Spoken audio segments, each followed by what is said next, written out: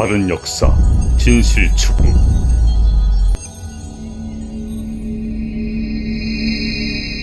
바쁘신 가운데 참여해 주셔서 대단히 감사합니다. 저희가 이 대한민국 어디로 가야 하나 하는 이 포럼은 독립유공자 유족회가 독립운동에 관한 독립유공자 유족회는 50년이 됐습니다만 독립운동에 관한 일은 아무것도 안 합니다. 좀 광복회하고 이런 분들이 하고 선열들이 목숨 바쳐 나라를 위해 목숨을 바쳤기 때문에 선열들을 생각하면서 현 시점에서 우리가 나아갈 길이 오시고 우리 대한민국이 어디로 가야 하는 문제를 생각하면서 시민사회와 함께 지금 그때 일어나는 국제정세, 국내 정세를 파악하면서 대한민국 어디로 가야 하는 고정주제입니다. 항상 이 주제를 가지고 미국과의 문제, 중국과의 문제, 각 국제적인 그런 관계 여러 가지를 해서 우리가 나가야 할 길을 그렇게 생각해보고 실천하는 그러한 모임을 하고 있습니다. 여기는 저기 우리 미나협이나 다른 이런 시민단체들이 모두 함께 모여서 나라를 걱정하는 그런 모임을 하고 있습니다. 오늘은 날씨가 덥긴 덥습니다.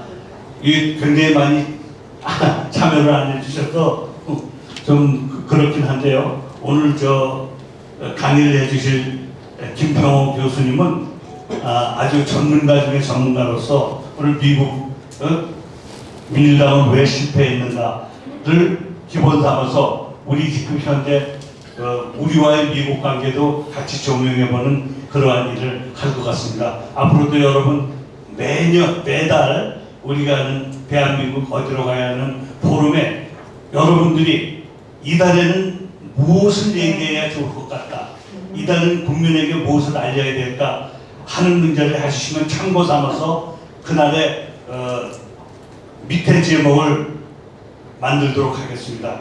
여러분 나라를 사랑하는 마음으로 오셔서 경청하시고 또 우리가 이거 한 거는 전부 유튜브로 찍어서 유튜브에 올리고 연말에는 이것을 모두 책자를 만들어서 국회를 비롯한 모든 곳에다가 우리 이달에 우리 독립유공자 유족회와 시민단체들은 이러한 생각을 하였다.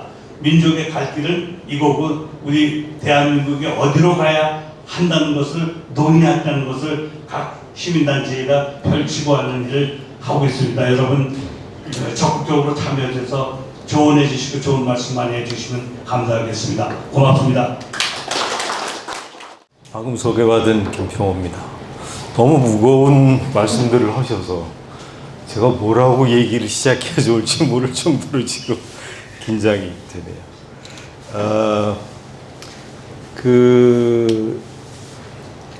미국학을 개척하고 있는 건 아니고요. 그냥 미국학을 관심을 두고 공부하고 있는 여러 사람 중에 한 사람으로 생각해 주셨으면 좋겠습니다.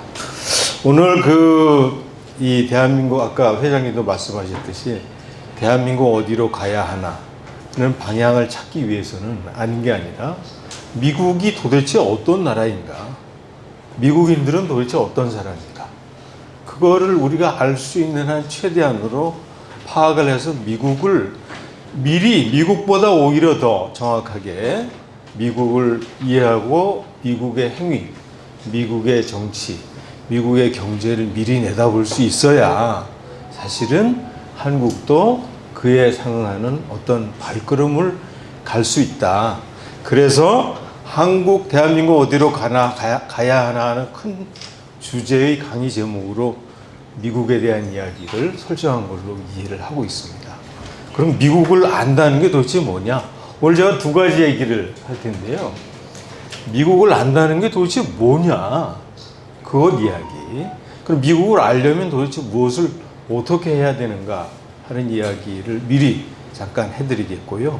그 다음에 이제 오늘 핵심적인 이야기, 미국의 민주당은 도대체 왜 실패했는가 하는 이야기로 넘어가도록 하겠습니다.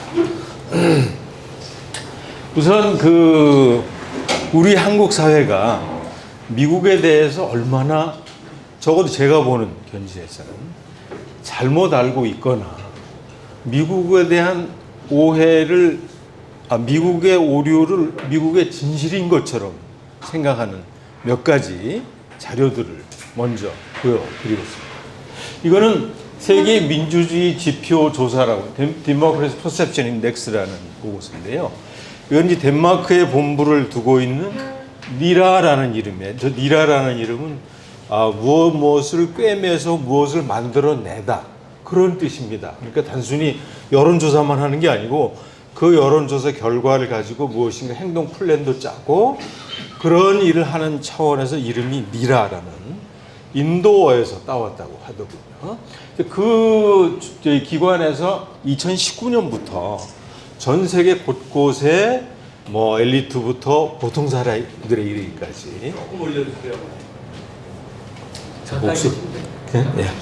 그 인터뷰를 해서 그 인터뷰로 자료를 정리해서 2019년부터 펴내는 그 자료 중에 올해 나온 조사입니다. 그래서 올 봄에 그런 조사를 진행해가지고 나왔는데요. 여기서 나오는 뭐 62페이지에 가까운 그 자료이기 때문에 굉장히 양이 방대한데, 그 중에서 특히 우리가 주목해 보아야 될 거는 이 조사 대상 국가가 대략 조사 항목에 따라서 약간 다른데, 뭐 83개국을 조사했던 것도 있고 97개국을 조사한 것도 있습니다.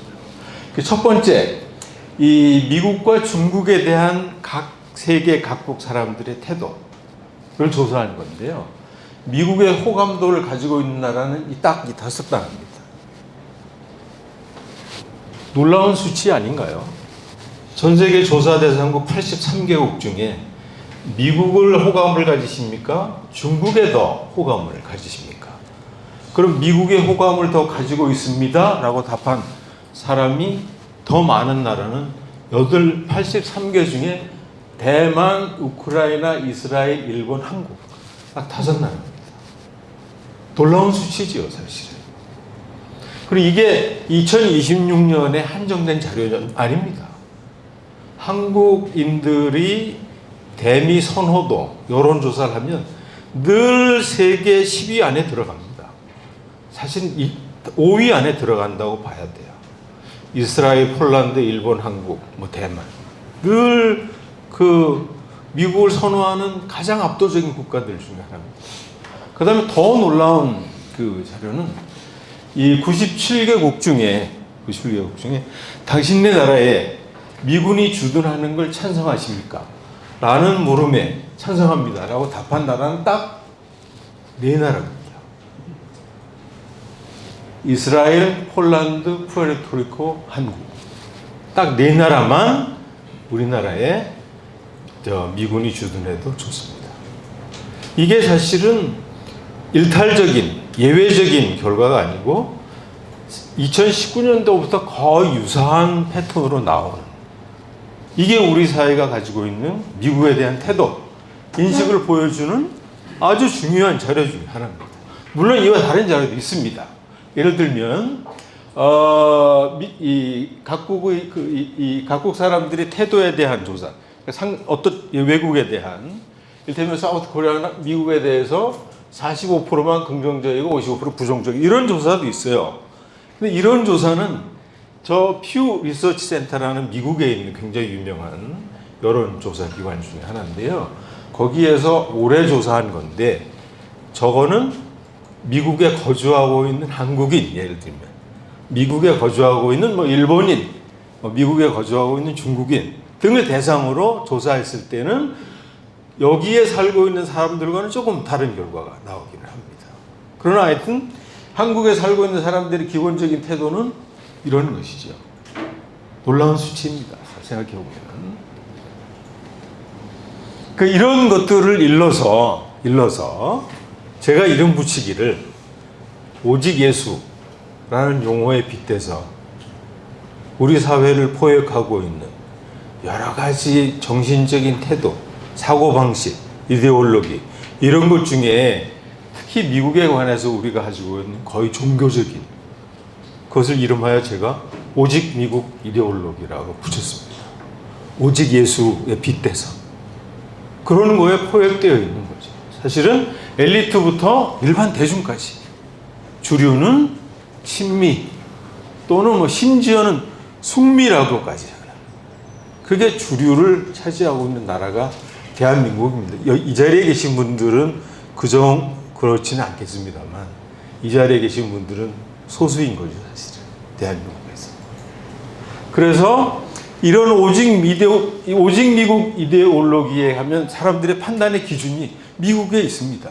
예를 들면 너는 어디서 공부했니? 요즘은 물론 많이 탈색이 되긴 했습니다만 요즘도 학계의 주류는 미국에서 공부를 했어야 어떤 분야든 음악이나 예술, 미술 쪽은 잠깐 다를 수도 있겠습니다만 거의 모든 분야의 학문에서 미국이 기준입니다. 사실은. 이게 판단의 기준인 거지. 그래서 하버드, 그런 게 우리에게 알게 모르게 배어 있습니다. 태도에. 그 다음에 언행의 범위. 우리가 할 수 있는 말. 우리 사회는 유난히 할 수 있는 말과 할 수 없는 말이 분명히 갈라져 있는 나라입니다. 너 빨갱이구나 말하는 거군요. 그러면 거기에서 더 이상 대화는 진전이 안 됩니다.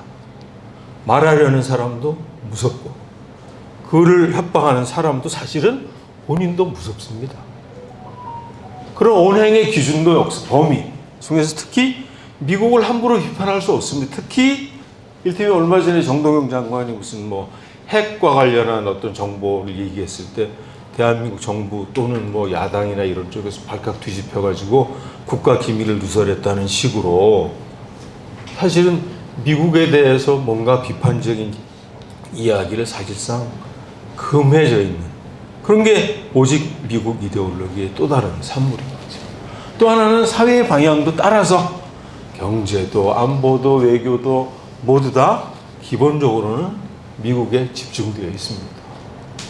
얼마 전에 제가 조사를 해봤더니 요즘 한참 그 주가를 올리고 있는 SK 하이닉스를 포함해 삼성전자 이런 회사들, 이런 대기업들의 해외 수출 중에 대미 수출 분야가 50%에서 60%에 이릅니다. 그러니까 사실은 대통령이 우리 경제를 좀 더 주체적인 그런 방향으로 이끌어 가고 싶어도 재벌이나 또는 재벌이 아닌 기업들이 대부분은 미국을 상대로 물건을 팔고 장사를 합니다. 그런 사람들이 뭐라고 얘기를 하겠어요? 반미분자네. 대한민국 경제를 망칠 놈이야 너는. 이렇게 얘기하지 않겠어요? 뒤에서는 공식적으로는 그런 용어를 쓰지는 않겠어요. 그러니까 우리 사회의 안보는 더 이상 말할 나위도 없을 것이고요. 지금 이재명 정부의 외교도 이 미국의 사실은 하수인처럼 러시아와 전쟁을 벌여도 전혀 이상하지 않을 것 같은 식으로 이야기를 하고, 심지어는 이 미국과 일본과 한국이 중국에 대항하는 어떤 이 전쟁의 축처럼 구조화되어 가고 있어도 사실은 이재명 대통령도 그 길에서 크게 벗어나지 않고요. 이런 것들이 오직 미국 이데올로기라는 미국에 대한 거의 종교적인 신앙, 믿음, 의존, 사대주의라는 말을 쓰고 싶지는 않습니다만 그런 것들이 우리에게 진짜로 많은 분들이 우려하듯이 엽전들의 어떤 근성까지도 그런 게 아닐까라고 생각해야만 설명이 될 정도로 그런 상황이 지금 미국과 관련한 우리의 모습이 아닌가 그런 생각이 듭니다. 그래서 이런 오직 미국 이데올로기가 문제가 뭐냐? 이런 것들이지요. 미국이 두렵습니다. 사실은. 공미증이죠. 아메리포비아. 그래서 아까도 말씀드렸듯이 미국에 대해서 비판적인 발언을 하면 떨립니다. 미국에 대해서 무슨 페이스북이나 카톡이나 이런 데서 미국을 비판하게 되면 내가 나중에 미국 대사관에 가서 비자 못 받는 거 아니야? 이런 생각 상당히 많이 퍼져 있습니다. 그런 학자들 사이에서도. 특히 미국에서는 미국의 비자 신청을 할 때 사회관계망 본인의 주소를 쓰게 돼 있잖아요. 들여다보겠다는 거죠.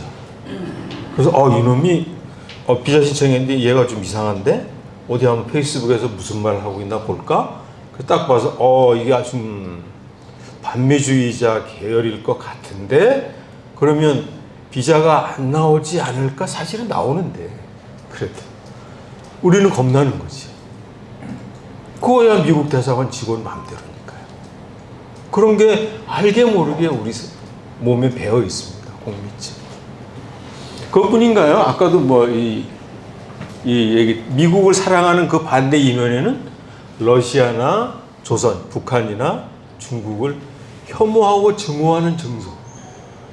저는 직접 목격한 건 아니지만 특히 요즘 20, 30대, 10대를 포함하여 20, 30대들이 집중해 모여있는 인스타그램이나 또는 스레드라는 그 사회관계망 서비스라는 게 있는데요. 거기에 보면 중국, 러시아에 대한 혐오나 증오 발언이 넘쳐난다고 합니다. 호남에 대한 비하 발언은 말할 것도 없고 놀라운 현상들이 우리가 잘 모르는 우리의 레이더망 바깥에서 벌어지고 있는 거죠. 이런 것도 원인을 따져보면 오직 우리에게는 미국이 살 길이야 라는 그런 신앙심에서 나오는 태도가 아닐까. 그러다 보니까 미국이 총독 행세를 합니다. 대한민국에서.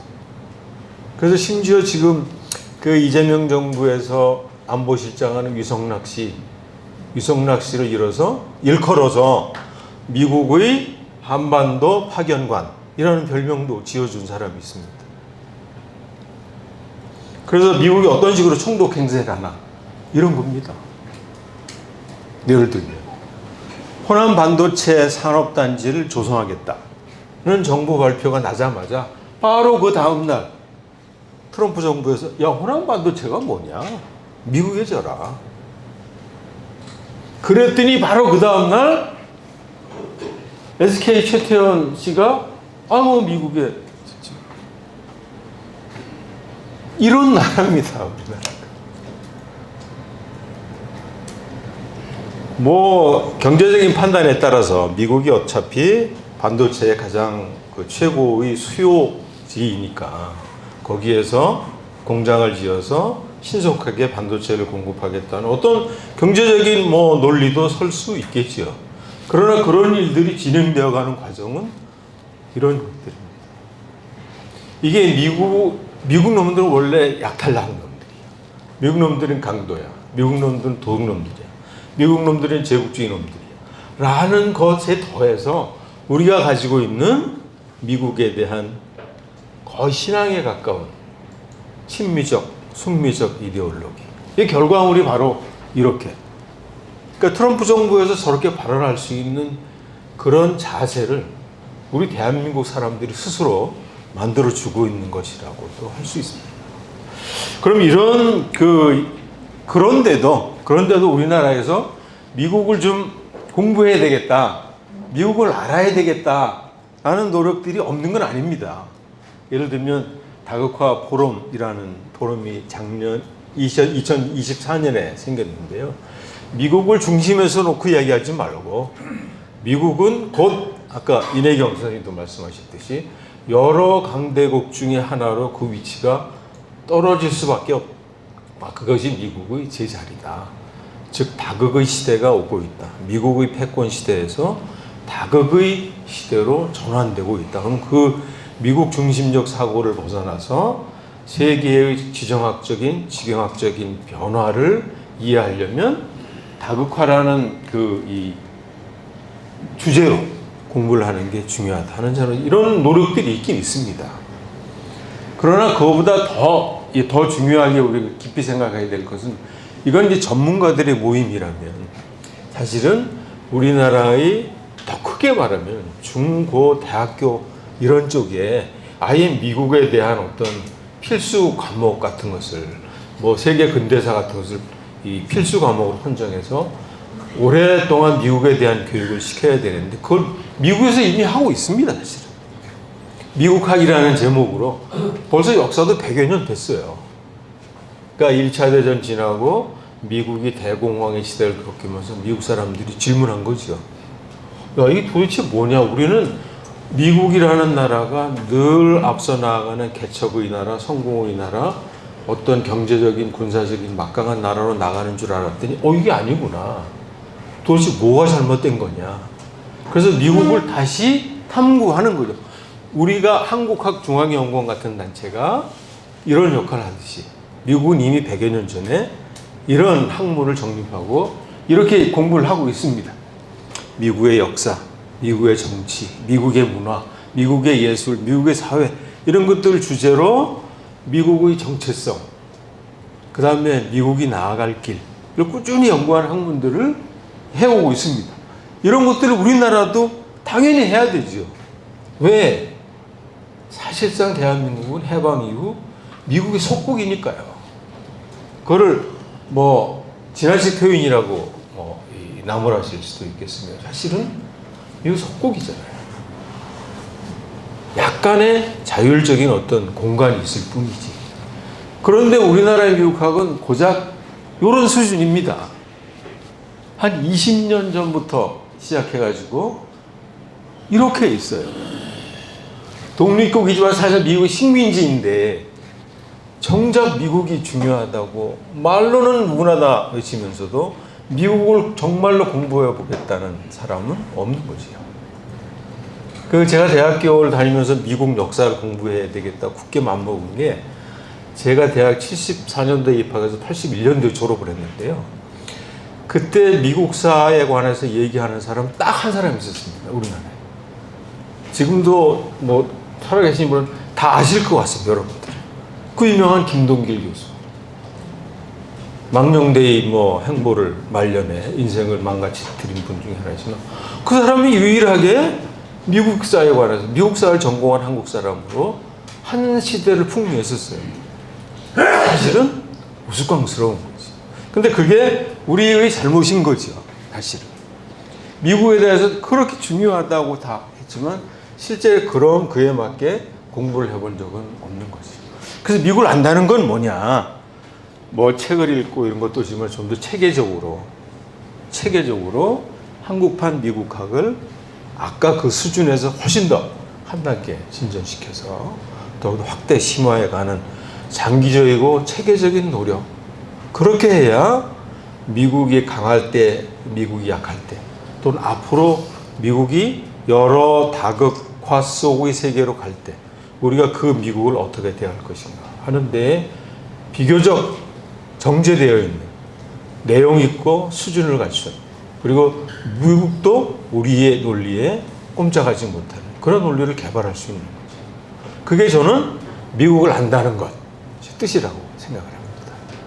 이건 사실은 미국에 대한 이야기 서론이었고요.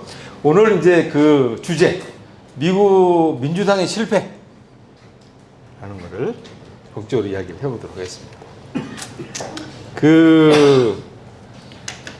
다들 아시겠죠? 공화당은 트럼프가 보여주듯이 수구 꼴통 정당이지요. 우리 막말로 말하면. 그런데 공화당은 본래 어떤 정당인지 아십니까? 공화당. 링컨의 그렇죠. 링컨의 정당입니다. 오늘 공화당의 역사는 링컨과 함께 시작됐습니다. 즉 공화당은 노예제를 폐지시킨 정당이에요. 민주당은 정반대의 정당입니다. 노예제를 옹호한 정당이에요. 민주당. 그리고 민주당은 공화당보다 훨씬 역사가 깊습니다. 미국이 건국되고 나서 얼마 안 돼서 한 1776년에 미국이 건국됐잖아요. 그래서 올해가 250주년이라고 얘기하는데 미국의 오늘날과 같은 의미의 정당 시스템이 구축이 된 때는 건국하고 나서 한 50년, 40년, 50년쯤 뒤부터입니다. 그때 생긴 정당이 민주당입니다. 토마스 제퍼슨의 정당이죠. 그러자합니다. 그죠? 토마스 제퍼슨. 신문 없는 정부보다 정부 없는 신문을 택하겠다. 그래서 마치 무슨 민주주의의 선구자인 것처럼 그렇게 얘기해도 틀린 건 아닙니다. 아무튼 그들이 만든 정당이 민주당이고요.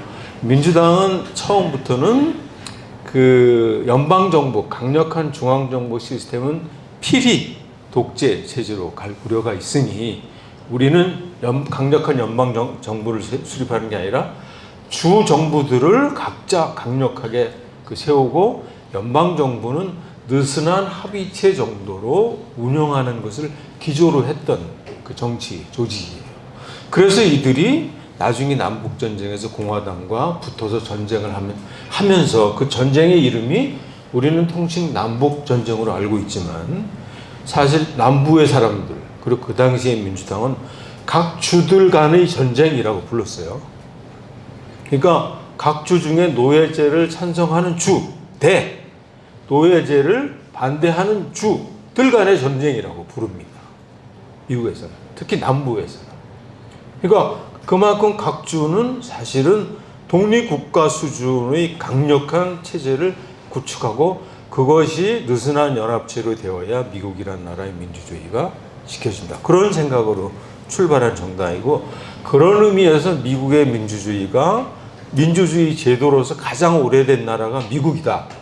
그리고 그 초기의 제도를 지금도 유지하고 있는 나라가 미국이다라고 할 때의 근거는 바로 그겁니다. 민주당이 그때부터 생겼다는 거지.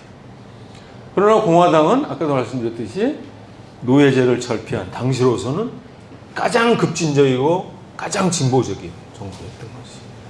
근데 그 정당에 불과한 남북전쟁이 끝나고 대략 한 100여 년 무렵 되자 이렇게 달라집니다. 보수당에서 극우정당으로. 지난번에 이병헌 선생이 얘기했던 극우정당. 놀라운 상전 몇 개죠 사실. 그리고 그 사이에 민주당은 인종차별을 찬성하는 정당이었다가 프랭클린 루스벨트가 뉴딜 정책을 추진하면서 그때 비로소 오늘날과 같은 진보 정당의 이름을 얻게 됩니다. 리버럴이라고 하는. 미국의 진보는 뭐 우리나라에서는 레프트라고 부르기도 하지만 리버럴이라고 하는데 그것이 바로 루스벨트가 그래서 이제 오늘날 우리가 일반적으로 민주당을 진보적인 정당이다라고 이해하는 것은 바로 이런 뉴딜의 정당이기 때문인 거지.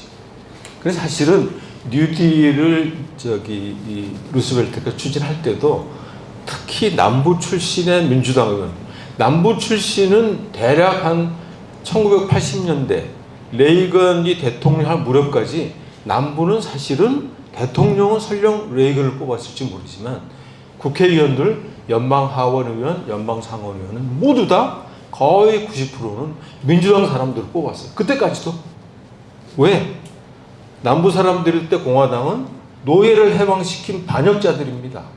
백인들의 노예주, 농장주, 남부 백인들의 입장에서 볼 때 공화당 저놈들은 흑인 노예를 해방시킨 우리의 경제적인 토대를 무너뜨린 자들인 거죠. 적인 겁니다. 그래서 그때까지도 남부의 의원들은 거의 대부분 민주당이었어요. 그러다 그게 레이건 대통령이 집권하면서 물론 그 앞에 닉슨도 일부 기여를 했지만 그때부터 남부가 민주당의 아성에서 공화당의 아성으로 돌변하게 됩니다. 그게 이제 닉슨을 거치고 레이건을 등장하면서 그러니까 사실은 그 남북전쟁이 100여 년 사이에 완전히 두 정당이 이 옷만 갈아입은 게 아니라 머리부터 발끝까지 속까지 완전히 달라진 정당이 된 거죠. 그래서 뉴딜은 뭐 우리가 다 알다시피 미국판 복지국가 체제를 구성. 그래서 오늘날도 메디케어, 메디케이드, 그 다음에 뭐 푸드 스탬프, 소셜 시큐리티 텍스 이런 것들이 다 그때 만들어집니다. 그래서 미국판 복지국가를 만든 것이요.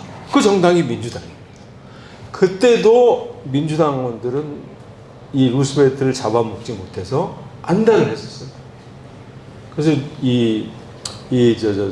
뉴딜 정책을 추진할 때 루스벨트 대통령이 가장 골치 아팠던 것은 저 민주당 의원들을 어떻게 내 편으로 끌어들여서 함께 뉴딜을 추구해 나갈 것이 가장 큰 괴로운 일 중에 하나였어요. 그래서 민주당 의원들이 종종 그 루스벨트의 정책에 반대해서 막 결의안 내고 막 그런 게 아주 다반사였어요. 근데 아무튼 그러나 루스벨트의 워낙 국민적인 지지, 압도적인 국민적인 지지를 바탕으로 뉴딜을 추진할 수 있었고, 그래서 민주당을 미국의 노동당, 영국의 노동당에 비교해서 이 미국의 노동당이라고 부른. 그래서 이제 우리가 민주당을 진보 정당으로 알고 있는 거죠. 잠깐 다른 얘기. 우리나라도 민주당을 진보 정당이라고 얘기하잖아요. 흔히 우리나라의 민주당, 더불어민주당 진보 정당인가요? 사실은 보수 정당이지요. 비교적 상식적이고 합리적이려고 노력하는 수준에서만 조금 프로그레시브한 그런 수준의 진보당이 사실은 민주당은 보수 정당이죠. 지금 이름이 국힘당은 극우당이고 사실은. 그러니까 대한민국은 진보 정당이 없는 거죠. 그건 다른 얘기겠습니다. 아무튼 그래서 미국을 민주당을 이제 미국판 진보 정당이라고 해요. 그럼 민주당의 실패란 뭐냐? 이런 거지요. 즉 노동자와 서민, 농민들의 이익, 농민들의 삶, 농민 사회 전체의 평등한 삶을 위해서 노력했던 그런 차원의 진보 정당이었다가 지금은 명칭은 진보 정당이고 많은 사람들이 진보 정당이라고 부르지만 사실은 보수 정당이지. 그것까지는 아니더라도 보수 정당화된 거죠. 민주당의 실패란 그런 겁니다. 진보의 길을 찾지 않고 잊어버린 거죠. 그러니까 이 1930년대 그리고 40년대 2차 대전을 겪으면서 루스벨트 대통령이 닦아놓은 미국판 복지국가, 즉 진보의 길을 적어도 민주당은 1960년대 민권운동할 때까지는 이어졌습니다. 그것을 이어서 하려고 노력을 했어요. 특히 케네디 대통령 같은 경우는 민권운동과 관련해서 엄청난 발전을 이룩했었지요. 그리고 비록 서른 여러 가지 케네디 대통령이 암살되고 부통령으로 이었었던 존슨이 대통령이 되면서 위대한 사회 프로젝트 같은 걸 진행하면서 뉴딜의 정신을 이어받으려고 굉장히 노력을 했지요. 그때까지가 아마 미국의 이 복지국가로서의 미국의 최성기. 그래서 실제 그 당시에 경제적인 분배 통계를 보면 1973년 그때 아닌 게 아니라 미국의 노동자들은 이전에 어떤 때보다도 가장 평등한 분배의 기회, 안정적인 삶의 기회를 누렸던 시점이 1973년이라고 합니다. 그 이후부터는 당연히 빈부의 격차, 소득의 격차, 경제의 격차. 지금은 미국은 상상하기 어려울 정도의 불평등이 극도로 악화된, 미국보다 더 악화된 나라가 대한민국이라고 말하는 분도 계시더라만. 아무튼 그렇게. 그래서 이런 뜻이고요. 민주당의 실패란 이런 뜻이고요. 이 한 가지 먼저 전제할 거는 우리가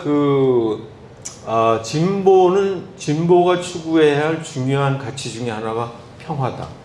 특히 한국이 아니라 어디서든지. 그리고 한국의 경우 진보가 추진해야 될 중요한 가치 하나는 통일이다. 라는 거죠. 그런 걸 미국에 대입해 보면 사실은 미국은 평화적인 나라가 아닙니다. 여기에도 제가 썼듯이 지금 미국이 건국 250주년 됐습니다. 그 250년 역사는 미국이 전쟁하지 않았던 때는 딱 16년입니다. 계산에 따라서는 저보다 작게 잡는 사람도 있어요. 11년이라고 얘기하는 사람도 있어요.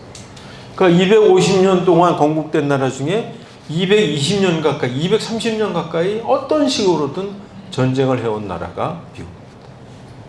그 전쟁은 곧 인디안에 대한 학살, 또 남미에 대한 쿠데타부터 시작해서 그 다음에 지금 이란에서 벌이는 이스라엘을 동원해서.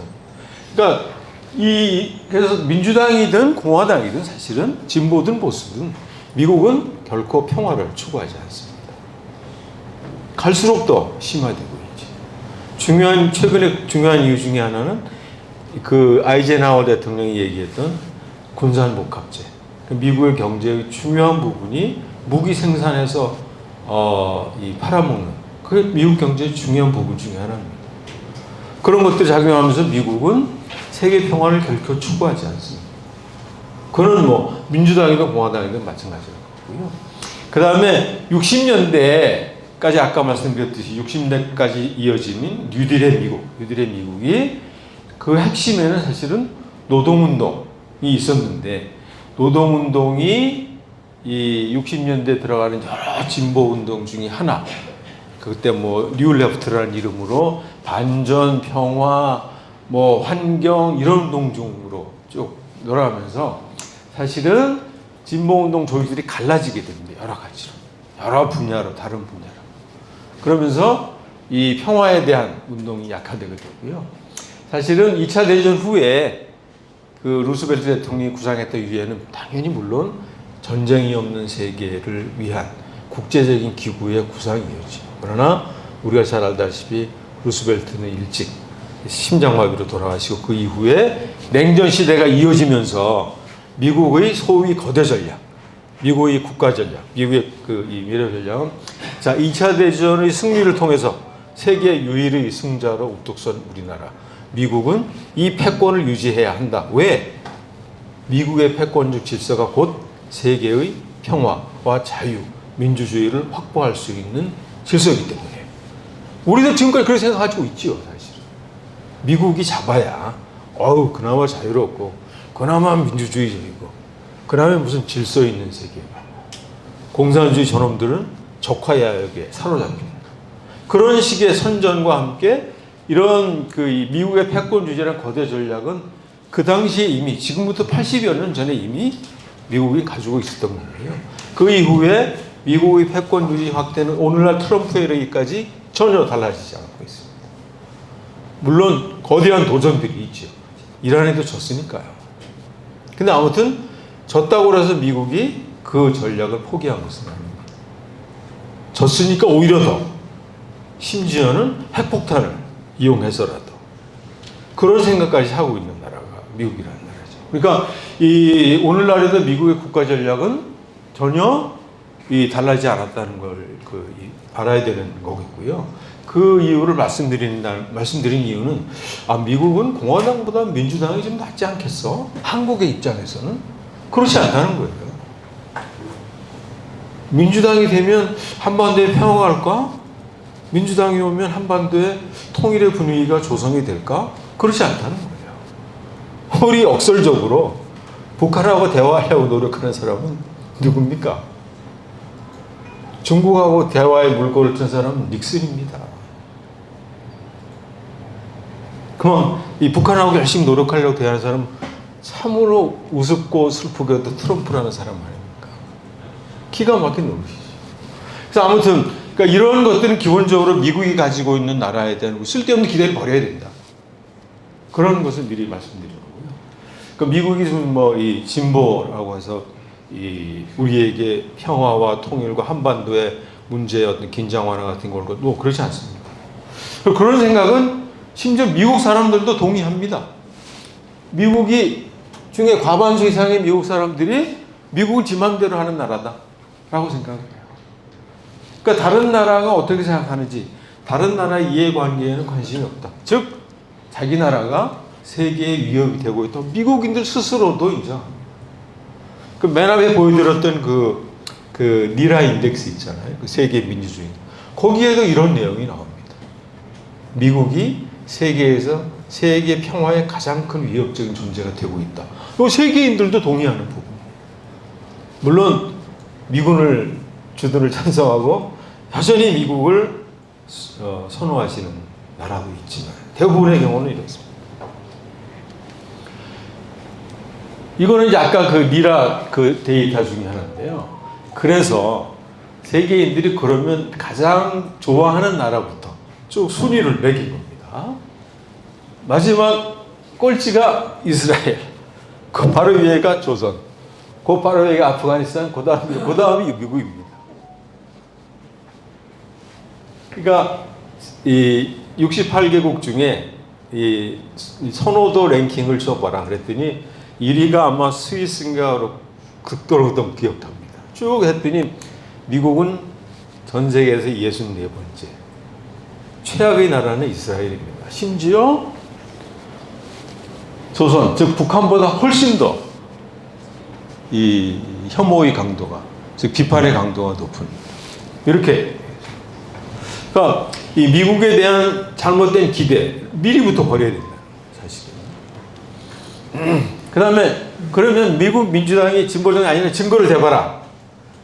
이 여러 가지가 있습니다만 이 2020년 민주당 대선 후보에서 샌더스 후보가 떨어지게 되죠. 사실은 초기에는 샌더스 후보가 압도적인 우세였습니다. 그러다가 바이든한테 결국은 지게 되죠. 샌더스의 당시 공약은 이런 뉴딜의 현대화, 뉴딜의 현대화. 그래서 뭐 보편 미국은 의료보험이 없어서 병원에 못 가는 사람이 4, 5천만쯤 된다고 합니다. 상상이 되십니까? 우리 인구 비율로 해서 얘기하게 되면 약 800만 정도 돼요. 우리나라의 인구 중에 남한 인구 뭐 한 5천만 중에 800만 정도가 보험이 없어서 병원에 가지 못한다. 이런 경우는 없잖아요. 병원비를 감당하기 어려운 경우는 있으면 병원에 갈 수 있습니다. 미국은 아예 병원 문턱에 가지 못합니다. 물론 그런 건 그러진 않습니다. 왜 가면 오히려 아픈 사람은 응급실로 뛰어들어가면 오히려 미국은 응급실 체제는 잘 되어 있습니다. 그러나 이 일반적인 상황에서 보면 미국 의료보험이 없어요. 그리고 환경 이런 여러 가지 그 미국 지금까지 미국의 시스템을 구조적으로 좀 개혁해 보자. 그래서 모든 사람에게 의료보험을 줄 수 있는 제도. 한국을 구체적으로 언급하지는 않았지만 그런 의료보험 제도를 우리가 들여오자고 하는 게 제일 중요한 거예요. 근데 사실 바이든 씨는 이런 공약을 내지도 않았어요. 초기에는. 근데 바이든이라는 사람이 예비 경선에서 폭발적인 그 인기와 관심과 득표를 하게 되니까 부랴부랴 유사한 공약을 내긴 하지만 사실은 점진적인 뭐 의료보험 보편적인 게 아니고 오바마가 만든 의료보험을 좀 더 확대하자. 그런 수준의 개혁을 내걸었습니다. 근데 지게 됩니다.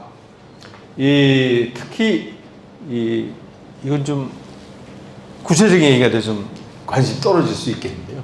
미국은 주마다 이렇게 돌아다니면서 경선을 하게 되잖아요. 특히 사우스 캐롤라이나 같은 건 미국 남북 정쟁 당시에 남부의 핵심적인 아성 중에 아성이었습니다. 저기에서 남북 전쟁이 시작됐다고 되는데요. 거기에 경선에 가서 사실은 샌더스 이길 수 있었어요. 그런데 여기에 나오듯이 흑인 유권자들로부터 지지를 받지 못합니다. 놀라운 일이죠. 나는 차별 없는 뉴딜의 21세기판을 만들다고 한 사람인데 흑인 유권자들이 지지하지 않습니다. 어떻게 된 일일까요? 흑인들의 독특한 정서를 이해할 수 있어야 됩니다. 흑인들은 자기를 위해서 무슨 정책을 내건다? 이런 걸 믿지 않습니다. 왜? 그동안 무수히 많은 사람들의 그런 공약을 내걸었지만 지켜지지 않았거든요. 그리고 환경 뉴딜? 그런 거는 백인들이 하는 거예요. 그러니까 돈 좀 있는 약간의 여유가 있는 사람들이 나서서 하는 게 일테면 환경운동이다, 평화운동이다, 반전운동이다 이런 거지 가난한 사람들은 그런 거에 몸소 거리에 뛰쳐나가지 않아. 우리들은 당장에 먹고 사는 호구지책이 중요한 사람들이에요. 그렇기 때문에 샌더스의 구호는 전체적인 측면에서 보면 굉장히 진보적인 것이지만 흑인들에게는 와닿지 않았다는 거죠. 그 다음에 두 번째 중요한 거는 이 당시에 사우스캐롤라이나에 가장 큰 영향력을 가지고 있는 흑인 운동, 흑인 민권 운동 했던 경력을 가진 국회의원이 있는데 그분이 하필 바이든 지지 선언을 합니다. 그 바람에 표가 완전히 바이든으로 몰리게 되죠. 왜 그럼 그 사람은 그렇게 했을까요? 바이든이 너무 급진적이야. 이런 우리는 그 정서가 뭔지 다 이해하겠어요. 샌더스가 너무 급진적이야. 쟤 트럼프하고 붙으면 질걸? 너무 미국에는 아직 저런 진보를 얘기하면 안 돼. 이런 정서가 작동하면서 당선 가능성. 우리도 그런 얘기 하잖아. 야, 사실은 A를 지지해야 마땅하지만 A를 지지하면 표가 갈리면서 그나마 B가 떨어지는 거 아니야? 그러면 어떻게 A한테 미안하지만 B한테 줘야지. 왜? C는 가장 나쁜 놈이니까. 그런 것이죠. 그렇게 해서 샌더스. 그리고 또 하나는 주류 언론들이 미국의 주류 언론, 우리식으로 말하면 조중동이죠. 미국도 그렇게 언론 지형이 나눠져 있습니다. 사실상. 주류 언론들이 이렇게 표현합니다. 버니는 샌더스는 미국의 악몽이야. 왜? 쟤는 사회주의자거든. 우리나라에서도 진보 정치를 내거는 정당이 나는 사회주의자요. 내가 당선이 되면 사회주의 정책을 펴겠어. 그러면 당선될까요? 당장에서 저 새끼 빨갱이구나. 저 새끼 종북이구나. 이렇게 되잖아요. 그런 것들이죠. 미국도 그렇습니다. 심지어 트럼프는 아직도 민주당 사람들을 공산당원이라고 불러요. 그럼 나중에 말씀드리겠죠. 민주당 지지자들이 점점 더 진보적인 의지에 훨씬 더 관심을 두고 지지율이 높습니다. 민주당의 빨갱이들에게 넘어간다. 그렇게 얘기를 해요. 그런 선전들이 미국에도 먹힙니다. 샌더스가 후보가 돼? 그거는 최악의 선택이야. 트러블 초이스야. 이런 것들이 뉴욕타임스부터 해서 다 그렇게. 뉴욕타임스를 조선일보와 비교할 수는 없겠습니다. 아무튼 그런 지형들이 그렇게 돼요. 주류 언론들은 사회주의, 미국은, 이렇게 되는 거죠. 그렇게까지 해야 돼, 우리가? 이렇게. 그래서 이 버니 샌더스는 결국 실패를 하게 되는데요.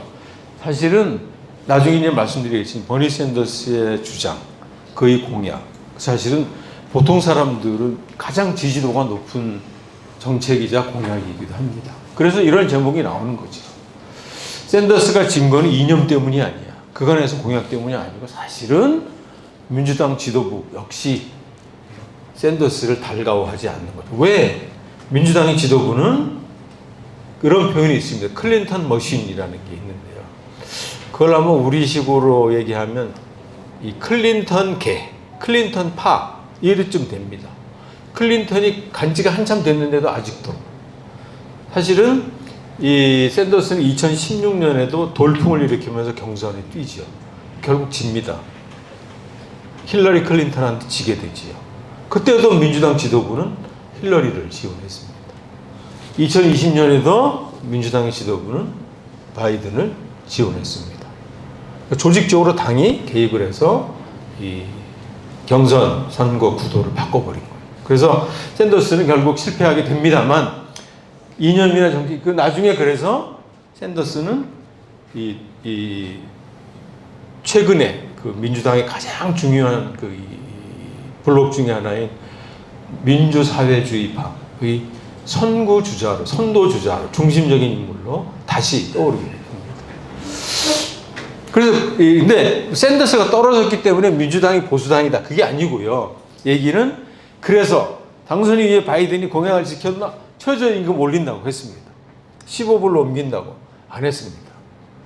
겉으로는 노력을 했지만 실제로는 그렇게 노력하지 않았습니다. 자기 공약을 이루기 위해서. 그런 거 보면 사실은 민주당이 뉴딜의 정신을 이어받는 진보적인 정당으로서 위상을 굳히고 이어나가려면 샌더스 같은 리더를 뽑았어야 되는 거죠. 그런데 바이든 같은 사람을 뽑으니까 이 민주당은 사실은 진보 정당이라고 이야기하죠. 그 다음에 두 번째, 조용히 아니라 진보 두 번째, 아까 평화에 대한 이야기와 마찬가지입니다. 지금 트럼프가 벌이고 있는 세계를 뒤죽박죽으로 만들고 있는 이란 전쟁, 민주당 대통령이었으면 안 했을까요? 이스라엘 관계, 민주당 대통령이라면 달라졌을까요? 가자에서 그토록 많은 이 팔레스타인 인민들이 죽어갈 때 아마 민주당이 대통령이 됐으면 설마 그런 일은 좀 줄지 않았을까? 라고 생각하고 싶지요. 천만의 말씀입니다. 힐러리 클린턴 2015 후보 시절에 이랬습니다. 지금 트럼프가 하는 얘기가 얘기 아닙니까? 그렇죠? 내가 왜 이란 전쟁을 해? 트럼프 이란 핵 때문이야. 이때 애비 얘기합니다. 바이든은 어땠을까요? 이란 핵시설 공격 연습까지 한 사람이 바이든입니다.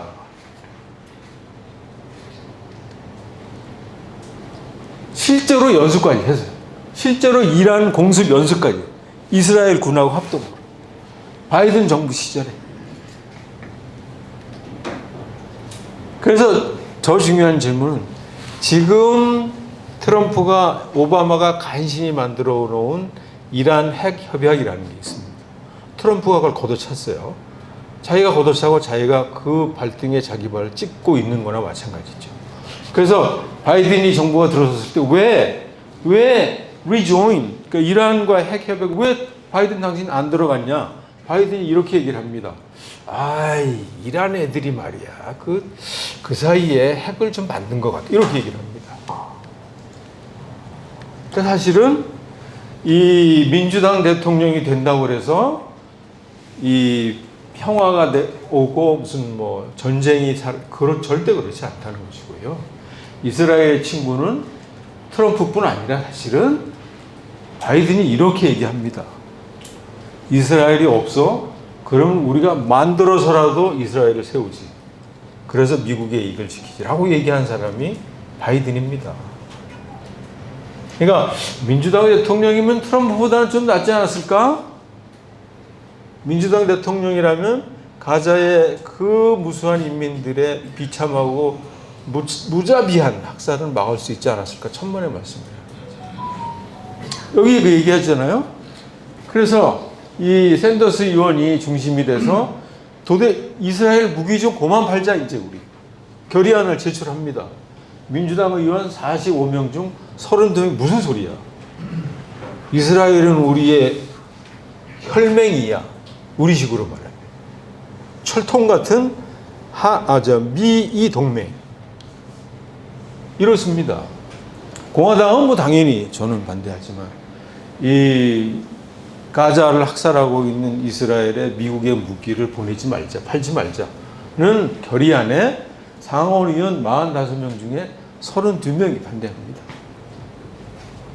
이렇게 보면 우리가 가지고 있는 진보적인 민주당, 평화, 한반도 문제의 긴장 완화, 천만의 말씀이라. 세계의 평화, 무슨 소리. 그렇게 돼요. 그럼 민주당과의 차이는 민주당이 이런 데 집중합니다. 소위 신좌파 운동의 물결이지. 환경, 여성의 중요한 문제입니다. 중요한 문제지. 그러나 사실 이거보다 더 중요한 것은 우리말로 하면 민생이지. 민생. 노동자와 농민. 가난한 사람들이 잘 살 수 있는 나라로 만드는 그런 의제를 실천하고 노력하는 것이 바로 진보 정당이 할 일이죠. 그런데 사실은 민주당마저도 부자 감세, 그 다음에 기업 규제, 그런 거 있으면 기업이 어떻게 활동을 하나 규제를 풀어줘야지. 민주당이 앞서서 얘기합니다. 그 다음에 앞서도 쭉 설명드린 평화, 반전 외교, 그거는 미국의 이익을 위해서라면 얼마든지 그렇게 생각하고 행동하는 당이 민주당입니다. 그래서 클린턴 1980 레이건 이래로 지금 레이건이 당선된 때가 1980년이니까요. 지금이 46년 됐습니다. 올해까지. 그중에 민주당 대통령은 요 세 사람입니다. 그래서 16년, 20년이 46년, 20년이 민주당 정부였어요. 공화당이 26년. 그러면 공화당이 저만큼 나갔으면 민주당이 좀 이쪽으로 와서 약간 좀 이 균형이 잡히는 그런 게 이루어졌어요. 실제로는 이렇게 됐습니다. 클린턴이 한 일이 이런 것들이에요. 오바마가 한 일이 이런 것들입니다. 그래서 사실은 뉴딜을 해체하게 되지요. 그 주체가 민주당입니다. 사실은. 공화당은 옆에서. 그래서 이 민주당파 신자유주의 꽤 오래전에 돌아가신 노무현 대통령께서 좌측 깜빡이를 켜는 신자유주의 이런 얘기를 하신 적이 있었죠. 신자유주의 이데올로기를 거부할 수는 없고 주류의 이데올로기는 그러니까 받아들이되 대신 왼쪽으로 좀 가보자 라는 게 클린턴이었어요. 그런데 실제로 클린턴은 이런 걸 했습니다. 복지제도 줄이고 금산분리, 투자은행과 일반은행을 그 틀을 막아놨었는 뉴딜 시절에 그걸 깨보죠. 그래서 2008년에 금융공황이 벌어지게 된 기본 원인을 제공한 사람은 바로 클린턴입니다. 그 다음에 클린턴한테 조금 일부 세금을 올린 적도 있지만 민주당 정부에서도 부자들은 늘 감세해줘야 돼요. 감세의 논리는 뭔가요? 부자들이 돈을 써야 떡고물이 떨어지면서 가난한 사람도 좀 먹고 살아만 해진다. 게 신자주의의 경제 이론입니다. 민주당판 신자유주의. 말이 좋아 민주당판이지 사실은 신자유주의 이데올로기를 그대로 따라간 거죠. 그 다음에 아까도 말씀드린 쭉 전쟁. 발칸 전쟁, 유고슬라비아 전쟁이죠. 발칸 전쟁부터 이란, 이라크, 아프간, 리비아, 시리아, 그 오늘날의 우크라이나 전쟁은 바이든 시절에 벌어지기 시작했지요. 그 다음에 가자 전쟁 바이든 시절에 엄청나게 바이든 시절에 제일 많이 죽었습니다. 팔레스타인 어린이부터 남녀노소 참으로 잔혹하게 죽였습니다. 그래서 미국의 대학생들이 전국에 들고 일어납니다. 이럴 수 있느냐. 그거를 무차별적으로 진압한 대통령이 또 바이든 대통령입니다. 그때 진압의 사진을 보면 광주보다는 덜하지만 뭐 다르지 않습니다. 기마 경찰이 투입되고 뭐 최루탄 엄청나게 그 뭐 교수 학생 갈 것 없이 엄청나게 그 탄압한 대표적인 주자가 이렇게 해서 사실은 네오콘들이 주장하는 전쟁 노선을 민주당도 그대로 따라가게 됩니다. 신보수주의의 민주당판이지. 그래서 이런 것들이 이루어지면서 그래서 그런 것들을 사람들이 기억하지요. 민주당의 배신에 대해서. 이 사진이 그걸 얘기해 줍니다. 이게 2008년 오바마 대통령 후보 시절에 오바마의 후보 시절의 경우는 변혁입니다. 개혁, 체인지입니다. 체인지. 그래서 우리는 미국을 바꿀 수 있다. 세계를 바꿀 수 있다. 그런 구호를 내세우니까 전 세계의 젊은이들이 열광했지요. 오바마한테. 후보 시절입니다. 대통령 시절도 아니고. 후보 시절에 베를린에 가서 연설을 합니다. 무려 20만의 독일 사람들이 모여서 그의 연설을 들었다고 합니다. 그만큼 이 세계의 그때 한참 이라크 전쟁, 아프간 전쟁 이런 것들이 벌어질 무렵이에요. 그 다음에 중동에서 늘 끊임없는 전쟁. 그러니까 세계의 평화를 염원하는 것이 이렇게 나타나는 거죠. 그래, 오바마라면 정말 미국 역사상 최초의 흑인 대통령이 그 사람이라면 미국을 바꿀 수 있을 거예요. 그러면 세계도 달라질 수 있을 거예요. 라는 희망의 모임이죠, 사실 이게. 그런데 그보다 딱 5년이 지나서 바이든 임기, 오바마 임기 거의 2008년에서 2010년 두 번째 임기 시작하고 얼마 되지 않아서 베를린을 갔을 때 참석자 4,500. 물론 그때는 이 오바마 본인이 좀 아프다는 이유도 있고 그래가지고 저런 열린 데서 행사를 한 게 아니고 좁은 데서 했습니다. 왜? 안 거지. 저렇게 사람이 나를 맞이하러 오지 않으리라는 걸 아는 거죠. 오바마가. 또 가서 그 연설했는데 정말 아닌 게 아니라 그 광장이 텅 빈 모습이라면 미국 대통령으로서 완전히 체면을 깎이게 되는 거죠. 그래서 이런 것들이 사실은 민주당이 그렇게 달라지면서 사람들이 더 이상 민주당에 대해서 기대하지 않는 것이 이런 그 모습으로 나타나는 거죠. 그래서 민주당이 뉴딜의 정당이요, 인민의 정당이요, 파티 오브 더 피플이라고 그러죠. 그 다음에 노동자의 정당이었던 민주당이 클린턴 대통령 이후에는 신자유주의, 즉 자본의 정당이라는 뜻입니다. 신자유주의, 쉽게 말하면 자본의 전체주의입니다. 자본에게 할 수 있는 모든 자유를 허용해 주는 제도. 그러니까 신자유주의입니다, 사실. 그러니까 자본의 전체주의 시대인 거죠. 그래서 민주당이 신자유주의 정당이요. 아까도 말씀하신 민주당이 애쓰고 있는 이 분야의 영역의 일이라는 것이 저건 대졸자들이 하는 거야. 공부하는 애들입니다. 그 다음에 상위 중산층의 정당, 즉 보통 인민들과는 떨어져 버린 그런 정당이 되었다는 이야기가 나오는 거죠. 그럼 이게 왜 이런 일들이 나오게 되나? 가장 중요한 것은 60년대에서 70년대 가장 중요한 이유입니다. 60년대 미국 사회는 거대한 변혁의 물결에 휩쓸리게 됩니다. 흑인들의 민권운동이 미국 전역을 사로잡게 되죠. 우리가 너무나 잘 아는 마틴 루터 킹 목사의 집회와 연설 같은 걸 상징하는 게 바로 그런 거죠. 그런 급격한 변혁 속에서 무려 3명의 위대한 미국의 지도자들이 암살당하잖아요. 존 F 케네디, 마틴 루터 킹, 바로 그 직전에 로버트 케네디. 그런 그 죽음의 정치, 누가 죽인지는 사실은 모르죠. 범인은 알지만 왜 그랬는지 우리는 모릅니다. 왜냐면 암살자들이 바로 죽었으니까요. 그래서 그런 그 엄청난 변화 속에서 미국 사회가 흔들리게 됩니다. 그때 일군의 보수주의 운동가들이, 일군의 보수주의 학자들이 이런 이데올로기를 내세웁니다. 신보수, 신자유주의. 신보수주의는 본래는 지금은 뭐 네오콘화로 되어 있죠. 본래는 사실은 미국의 도덕 재무장 운동이에요. 그러니까 보수주의자들이 그런 얘기를 합니다. 야, 미국 애들이 너무나 방종하다, 너무나 태만하다, 세상이 어지러운, 어떻게 돌아가는지 모른다, 어떻게 살 줄 모른다, 너무 풍요롭게 사는구나. 애들한테 버릇을 좀 가르쳐야 되겠다. 미국이 어떤 나라인가. 그런 운동이 사실은 신보수주의 운동이에요. 미국의 도덕적 우리나라도 왜 60년대, 70년대 그 도덕 재무장 운동이라는 게 있었잖아요. 그런 거예요. MRA 맞죠? 그거예요. 사실 신보수주의 운동의 출발은. 어떻게 보면 참다운 보수를 한번 우리가 보여주겠노라.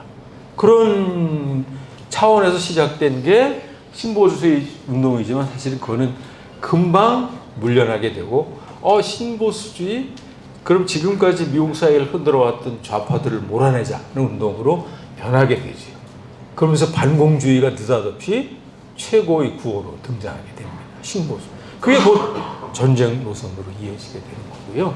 그러니까 신자유주의는 60, 70년대 특히 노동조합이 중심으로 돼서 진행되어 왔던 뉴딜에 대해서 자본가들이, 기업가들이 엄청나게 불만을 가지고 있었습니다. 그런데 마침 60년대 미국이 너무나 혼란스러운 거예요. 이제부터 우리는 질서와 규율을 회복해야 된다. 그러면서 지금까지 미국의 경제를 일으켜왔던 우리들을 억누르고 있었던 규제를 좀 풀고 오히려 노조를 이제 더 규제를 더 강하게, 노조 활동을 제약해야 됩니다. 그렇게 해서 생겨난 게 신자유주의 이데올로기가. 이거를 들고 나온 아저씨가 바로 레이건 대통령이지요. 그러니까 60, 70년대 미국 사회의 즉 3명의 위대한 지도자들이 쭉 암살당하면서 미국인들이 겪은 충격, 정신적인 어떤 그 혼돈 이런 것들을 넘어서 새로운 질서를 내세우겠다고 주장한 사람이 바로 레이건 대통령인 거죠. 그러면서 화려하게 신보수주의, 신자유주의 체제의 막을 올리게 됩니다. 그래서 그 이후부터 공화당이 정치적으로 승승장구하게 됩니다. 보면은 68년부터 88년까지 20년 공화당 대통령의 시대가 열리게 돼요. 그 통해서 신자유주의, 신보수주의, 뿌리 깊게 미국 사회를 운영하는 기본 철칙으로 자리 잡게 되는 거고요. 그러면서 자본과 정치가 본격적으로 결합하게 됩니다. 자본이 우리를 풀어주세요. 그냥 풀어달라고 하진 않죠, 당연히. 그래서 온갖 로비 산업이 그때부터 본격적으로 발전하기 시작합니다. 그래서 기업은 지금부터 우리가 어떤 정책을 펴야 되는지를 논리적으로 자료를 제시하면서 정치인들을 설득해야 되겠다. 그게 로비의 본질이에요. 어떻게 보면 상당히 긍정적인 거죠. 정치인들이 모든 걸 다 알 수는 없으니 우리가 준비해서 이러이러한 경제 정책이 기업뿐 아니라 사회도 모든 인민들에게도 먹고 사는 문제 해결할 수 있는 거다라는 논리를 만들어서 제공하는 거죠. 근데 실제 내용은 저런 것들이죠. 기업에 대해서 규제 좀 풀어주시고 감세도 좀 해주시고 그러면서 로비 산업이 엄청나게 커지게 됩니다. 그래서 지금 워싱턴은 흔히 말하는 워싱턴 벨트웨이라고 워싱턴 순환도로가 있는데요. 그래서 워싱턴 DC는 일종의 독립된 섬 같은 곳입니다. 워싱턴 안에 사는 사람들은 워싱턴 밖의 미국을 몰라요. 그래서 워싱턴 안에서 벌어지는 일이, DC 안에서 벌어지는 일이 미국의 전부인 걸로 하는 거지. 그래서 이 돈이 너무 많이 흘러다니는 게 워싱턴 DC예요. 그래서 로비가 합법적 뇌물 산업이라고도 얘기를 하잖아요. 그러니까 정치인들에게 돈이 너무 많이 흘러들어갑니다. 그러니까 정치인들이 돈 때문에 서도 그렇지만 그들이 가져다 주는 논리에 쉽게 넘어갈 수 있게 되는 환경 자체가 만들어지는 거죠. 그 다음에 연방 대법원도 이 선거 자금 되는 게 왜 문제야? 그 정치적 표현이야. 마치 우리가 시민단체 또는 정당이 후원하는 것처럼. 그러니까 이 액수에 왜 제한을 두니? 나는 500억 원어치 정치적 의사표현을 500억 원으로 할 뿐이야. 라는 논리인 거지요. 연방 대법원이 그래서 이런 식으로 선거 자금과 관련한 판결을 자꾸 완화해 줍니다. 우리나라도 돈 선거라고 하지만 미국의 선거는 정말 아닌 게 아니라 돈 그 자체입니다. 가장 많이 돈이 들어가는 곳은 어디일까요? 광고입니다. 이름을 알려야 되니까요. 그 미국의 광고는 이 표현의 자유에 따라서 상대방에 대한 얼마든지 네거티브도 할 수 있습니다. 저 새끼 나쁜 새끼야. 저 새끼 성추행범이야. 저 새끼 전과자야.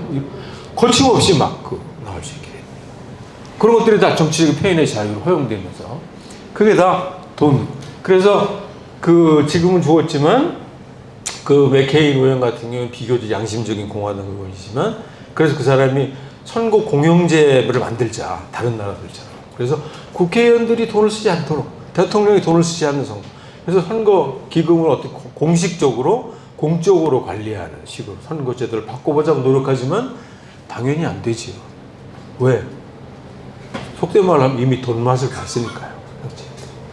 그래서 적어도 70년대까지는 워싱턴에 세상을 바꾸어 보겠다. 그래서 정치를 하겠다는 젊은이들이 많이 왔다고 합니다.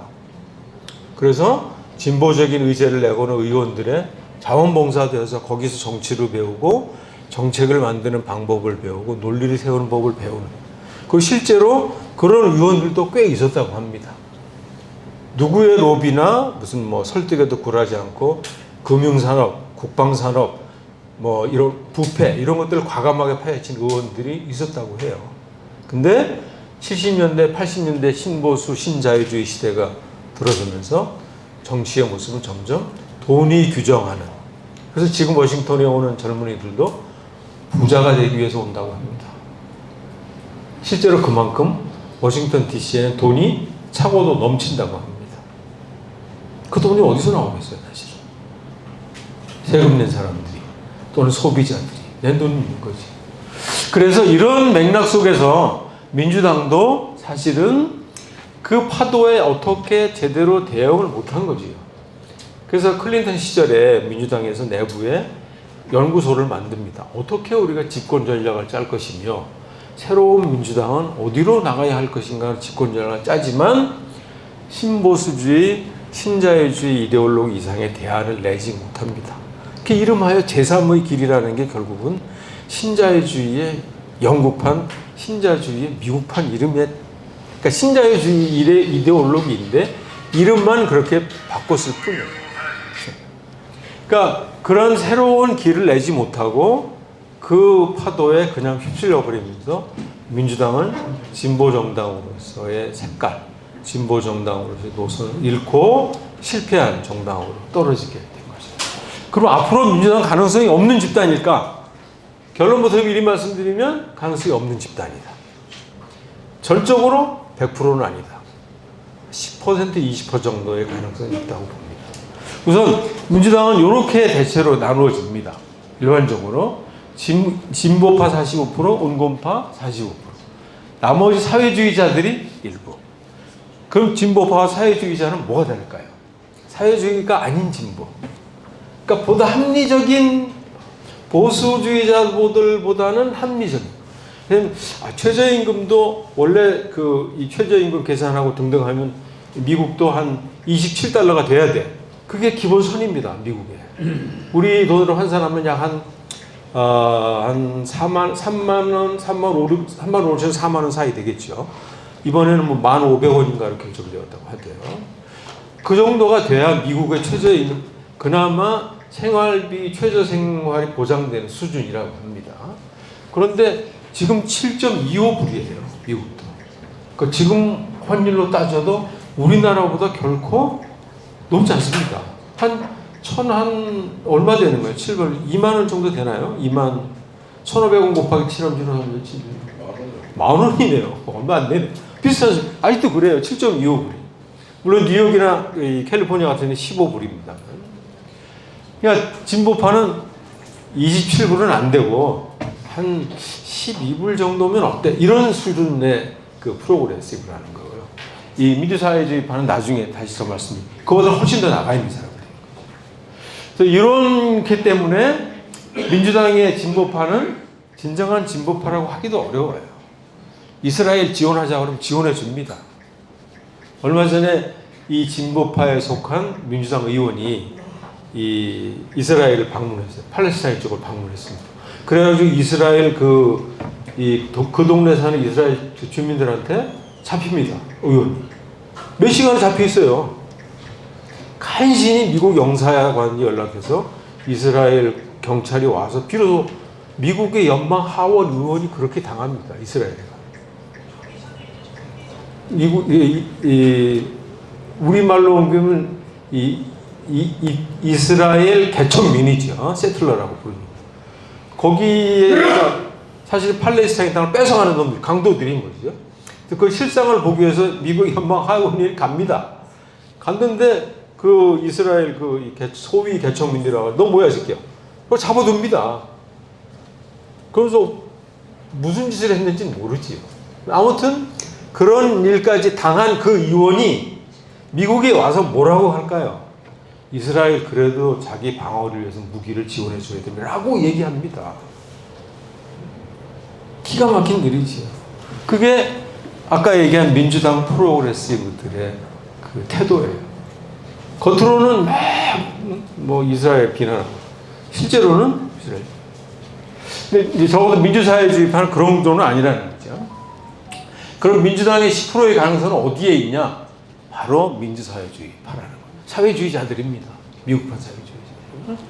그래서 이때 이 샌더스 의원이 시작할 때 민주당이나 트럼프는 샌더스 또는 미국의 민주당의 민주사회주의파에 대해서 이렇게 얘기했어요. 야, 우리 민주당 전략가가 이렇게 얘기를 했어요. 민주사회주의파? 저 새끼가 공산주의자들이야. 라고 얘기를 합니다. 트럼프도 샌더스 의원을 보기만 하면 나는 공산주의다. 민주당 전략가가 트럼프하고 똑같은 얘기를 합니다. 그러나 보통 사람들, 젊은 세대들은 사회주의자를 후보로 선출한다면 지지하겠습니까? 35세 이상의 젊은 층에서는 65%가 예라고. 그만큼 미국의 민주사회주의파의 영향력, 미국의 민주당 내에서 영향력은 점점 커지고 있는. 그래서 사회주의 미국이 온다고 보수주의 언론이 주장을 해요. Socialism is coming in America. 이렇게 얘기를 해요. 민주사회 조직은 언제 만들어졌을까요? 이때 만들어집니다. 1982년. 지금부터 하니까 한 40여 년쯤, 45년쯤 된 역사죠.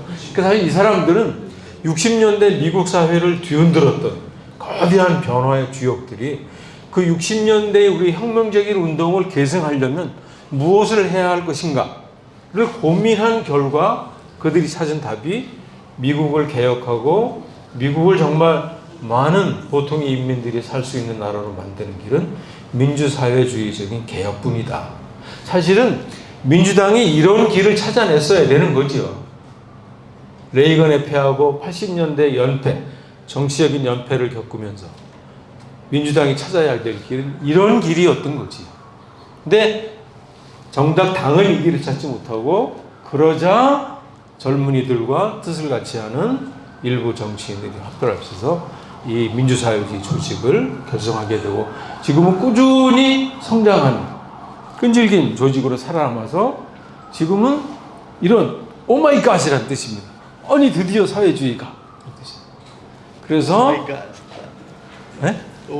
그래서 오마이갓 이런 뜻이에요. 그래서 올 11월 미국에 이제 총선이 있게 됩니다. 중간선거라고 하죠. 거기에서 7월 1일 현재 민주사회주의 조직 후보에서 뉴욕주에서는 압도적인 연승을 달리고 있습니다. 그 펜실베니아주 이런 곳에서도 마찬가지고요. 민주당 당원을 대상으로서 하면 사회주의 전혀 부정적이지 않아. 비호감 아니야. 친사회주의파들이 66%. 갤럽에서 조사한 결과 이렇게 나와. 그러니까 민주당의 저 밑바닥, 미국 사회의 저변은 사회주의에 대해서 오히려 더 친화적인 그런. 근데 이렇게 되는 이유가 있습니다. 이렇게 되는 이유가 가장 결정적인 계기는 이 사람이 만든 거지요. 맘단이라는 사람이 작년 11월에 뉴욕 시장으로 당선됩니다. 당당히 사회주의 구호를 내걸고. 트럼프가 겁나가지고 이렇게 얘기를 했죠. 사회주의자들 놈들이 당선이 돼, 그럼 미국이 전부 슬럼가가 될 거야.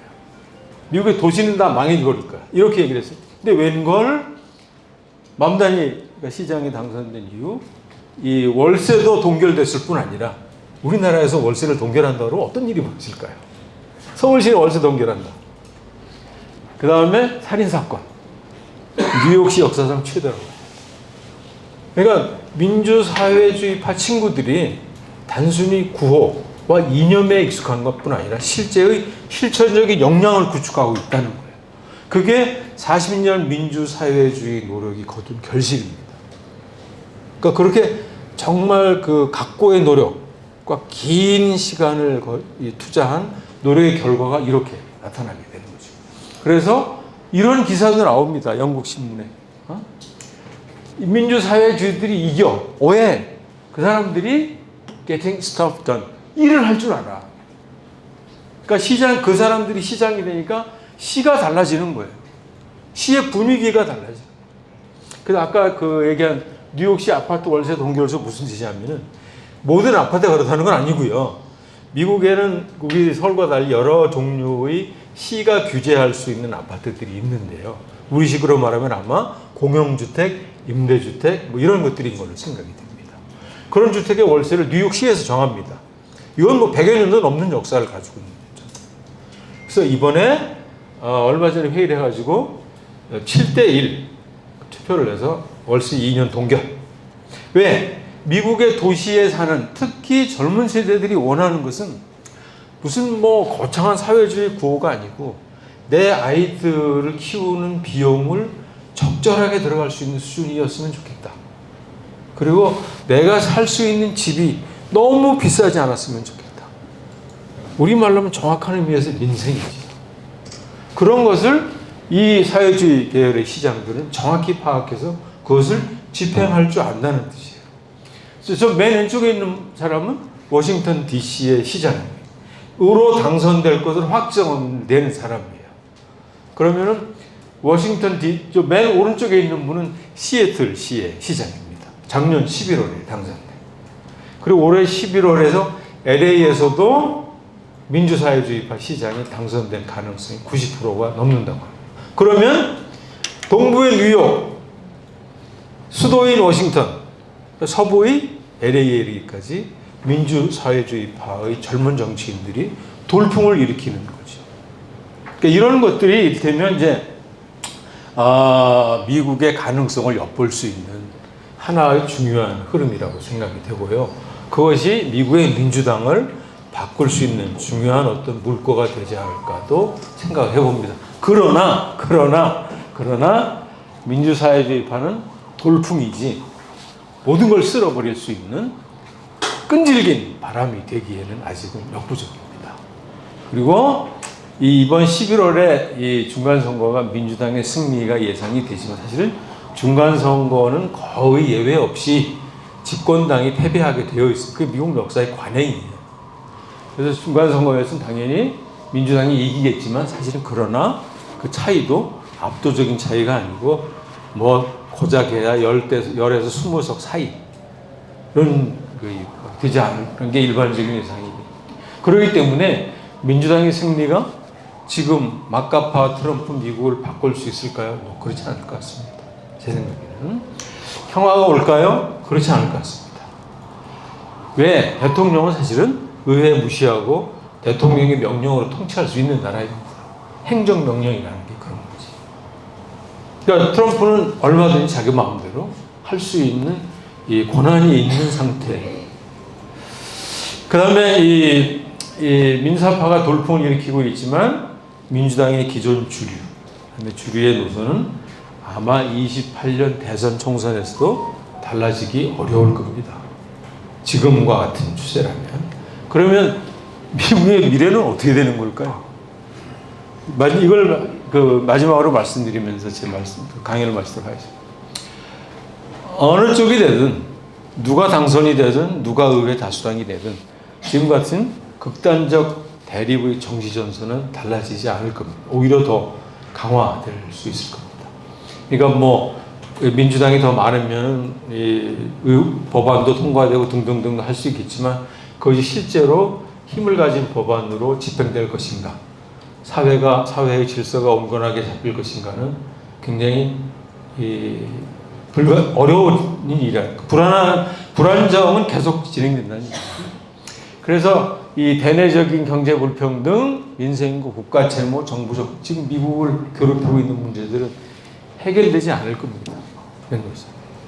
그다음에 그러기 때문에 세계적인 위기도 갈등도 전쟁도 지속될 것이고요. 또 미국이 설령 이 1급 패권에서 다급 과시대 물러나더라도 온갖 행패를 부리면서 물러날 겁니다. 그럼 세계는 오히려 더 위험해질 수도 있는 거지. 그래서 동맹도 사실은 약탈적 거래로 바뀌게 된 거지. 그래서 미국인들이 자기 스스로에게 질문을 던집니다. 뉴욕타임스가 대표적 미국 신문이니까요. 그 신문에서 이런 얘기를 합니다. 대외적으로 우리는 어떻게 해야 되냐. 더 이상 전쟁 같은 거 하지 말자. 그동안 우리의 전쟁은 오만과 이 과잉이었다. 그러지 말자. 이러한 전쟁에 보여준 것은 미국이 제국이 공식적으로 퇴각한다. 후퇴했다. 그걸 보여주는 신호라는 거예요.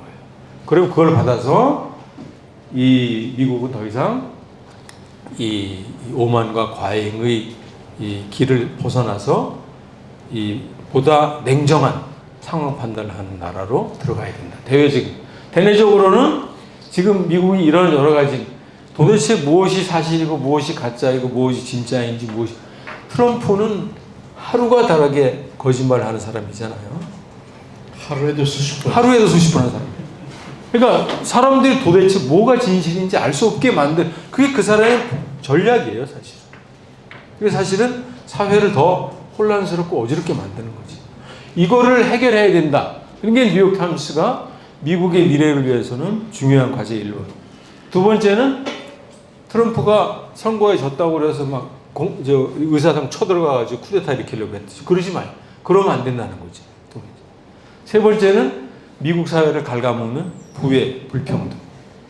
뭐 미국인 1%의 부자가 미국 부의 한 7, 80%를 차지하고 있는 이 불평등한 것을 해소해야 된다.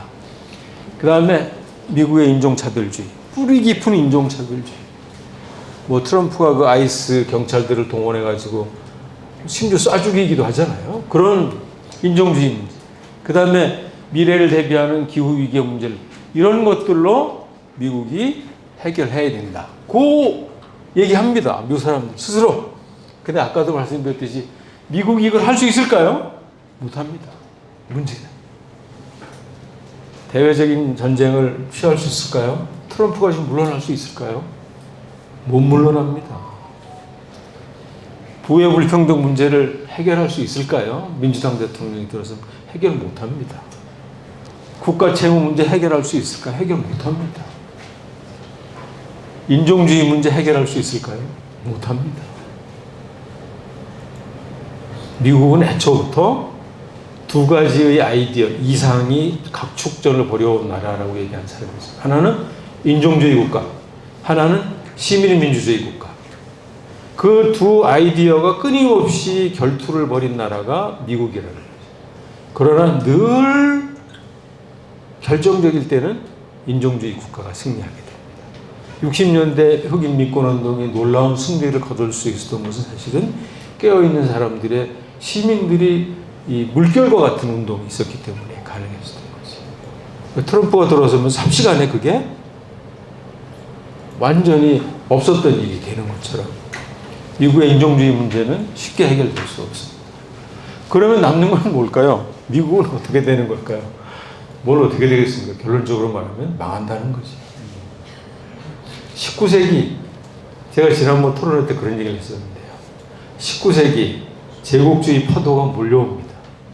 제대로 준비하지 않은 청나라 망합니다. 청나라뿐 아니라 그 청나라에 기대서 속국으로 살아왔던 조선도 결국은 제국 일본의 식민지로 떨어집니다. 지금 미국의 힘은 물러서는 다극화의 시대, 거대한 파도가 오고 있죠. 미국은 거부하고 부정하고 있습니다. 그런 거대한 지정학적, 지경학적 변화를 거부하고 있습니다. 어떻게 될까요? 제국주의를 거부했던 청나라는 망했습니다. 다극화의 파도를 무시하는 미국은 어떻게 될까요? 확실히 퇴각하게 될 겁니다. 그럼 그 미국의 속국으로 살고 있는 한국은 어떻게 된다는 겁니까? 그런 얘기를 마지막으로 여러분께 질문으로 던지고요. 제가 드릴 말씀을 여기서 마치도록 하겠습니다.